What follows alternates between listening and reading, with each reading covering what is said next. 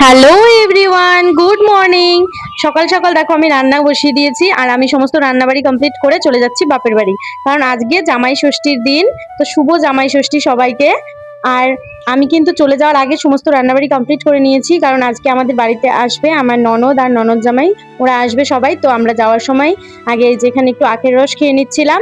তো আমার মা কিন্তু উপাস আছে আজকে, আমাদের সাটের জল দিয়ে তারপরে মা লুচি টুচি এই সমস্ত খাবে, আর আমিও তার জন্য উপাসই রয়েছি।